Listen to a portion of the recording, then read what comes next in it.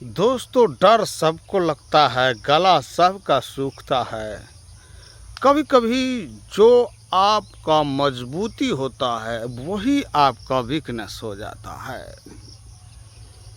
Bharatiya Janata party का सबसे मजबूत गढ़ उत्तर प्रदेश और गुजरात।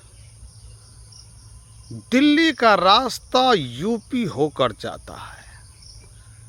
अगर देश के प्रधानमंत्री के कुर्सी पर बैठना है तो यूपी में अच्छा प्रदर्शन हर हाल में करना होगा। जो उत्तर प्रदेश 2014 और 2019 के लोकसभा चुनाव में मोदी जी को थोक के भाव झोला भर भर कर सीटें दिया था, वोट दिया था, वही उत्तर प्रदेश दरकने जा रहा है, खिसकने जा रहा है। मोदी के पैरों के नीचे से उत्तर प्रदेश की जमीन कोई खींच रहा है। दोस्तों, जब आप किसी को कोई काम देते हैं तो पूर्णतः काम दीजिए ताकि वो निष्ठा और जिम्मेवारी से कर सके। जब कोई नाचता है तो खुल के नाचने दीजिए। उसके पैर में, हाथ में, गले में, कमर में जंजीर मत बांधिए। जंजीर बंधा हुआ आदमी खुल के नाच नहीं दिखा सकता। यही हाल योगी आदित्यनाथ का है। यूं तो पिछड़ों के चेहरे पर, पिछड़ों नेता के चेहरे पर उत्तर प्रदेश जीता गया था, लेकिन मुख्यमंत्री बिठाने का जब सवाल आया तो अगरे के हाथ में कुर्सी दे दिया गया। यूपी प्लस योगी बहुत है उपयोगी, नरेंद्र मोदी ने कहा था।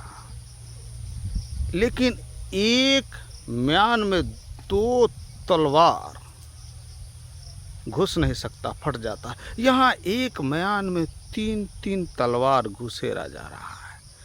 उत्तर प्रदेश के सरकार के म्यान में एक तलवार योगी आदित्यनाथ का, दूसरा नरेंद्र मोदी का और तीसरा अमित शाह का।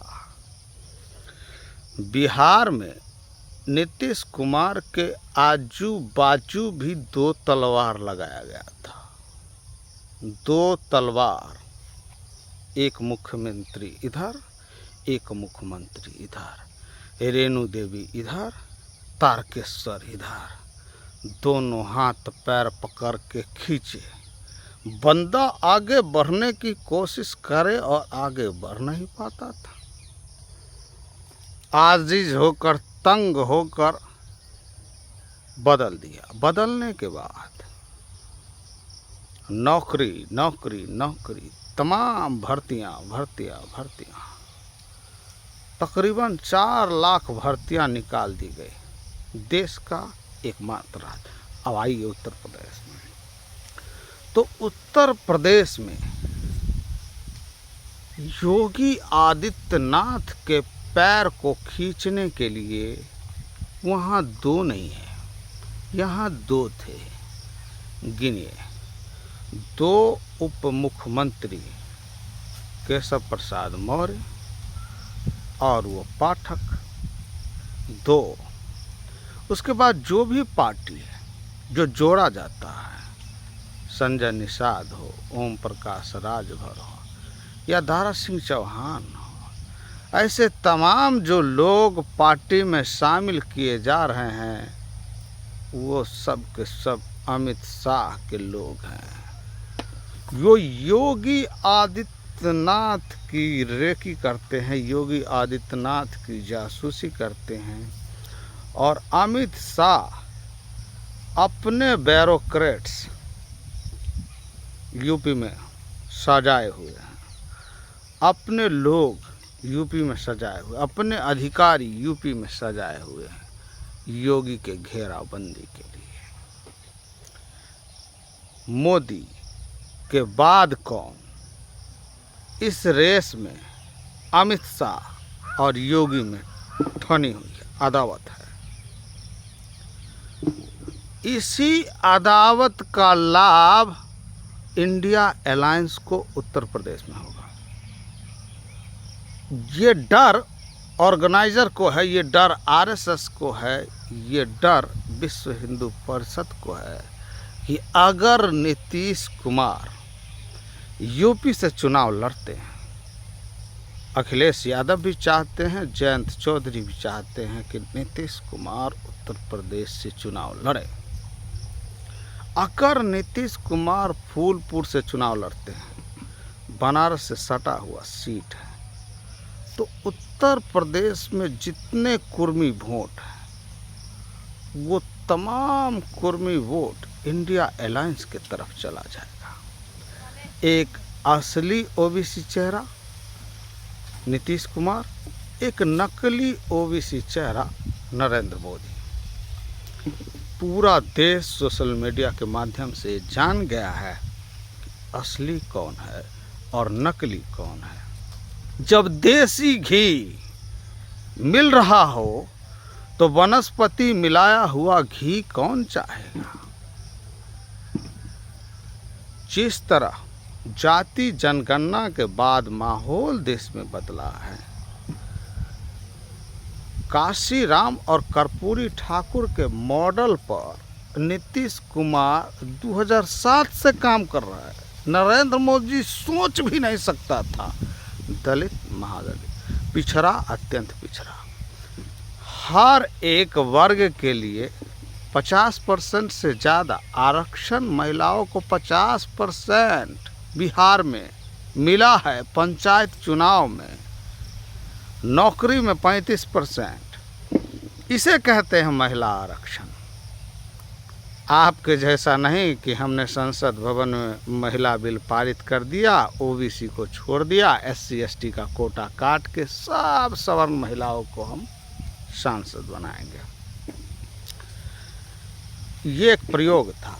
अगर संसद भवन में ये प्रयोग सफल हो जाता तो हर सेक्टर में इसे लागू किया जाता, लेकिन 2029-34 कब होगा महिला आरक्षण कोई कह नहीं सकता। सरकार बदलने के बाद हो सकता है इसको संशोधन किया जाए।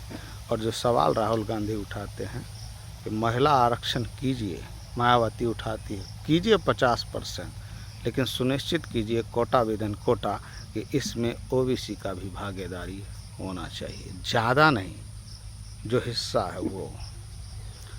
तो उत्तर प्रदेश, जिसे उत्तम प्रदेश कहा जाता था, बीजेपी का कोई वहाँ बेस नहीं है, कोई उसका कैडर बेसिस क्षेत्र नहीं है गुजरात की तरह, लेकिन प्रचार प्रसार के माध्यम से वहाँ वोट इनके पाले में आ गया। लेकिन अब रंग उतर रहा है। अमेठी में स्मृति ईरानी और योगी आदित्यनाथ गए थे कुछ लोगों को इनाम देने के लिए। तमाम कुर्सियां खाली थी और जो लोग को पकड़ के ले गया था वो भी निकल कर भाग रहे थे। तो गुंडा राज जितना स्थापित हो गया, कोई अधिकारी किसी की बात नहीं सुनता है, अपराधी बेलगाम है। एक खास समुदाय को टारगेट करके ये बता दिया जाता है कि यूपी में माहौल ठीक है, यूपी में कोई बाहुबली बचा नहीं है, यूपी में माफिया राज ख़त्म है, और जो पूरे देश में लागू नहीं हुआ वो राज यूपी में चल रहा है, बुलडोज़र राज। इंसाफ आप बुलडोज़र से नहीं दे सकते हैं, इंसाफ हमेशा न्यायालय देता है। देवरिया हत्याकांड ने लोगों के आँख में जो चश्मा लगा था वो चश्मा उतार दिया है। देवरिया हत्याकांड ने ये बता दिया है कि आप किसी भी जात के हो, अगर आपका झगड़ा ब्राह्मण से हो जाता है तो जीत ब्राह्मण का होता है। तो सरकार पर बैठा ये मनुवादी, ये आरएसएस वाले लोग, ये विश्व हिंदू परिषद वाले लोग, अगर आप हिंदू हैं तो समझ लीजिए कि आप ब्राह्मणवादी सोच के लोग हैं, जो खुद को हिंदू मानते हैं। जहाँ हम हिंदू है, हिंदू 3% लोगों के लिए है।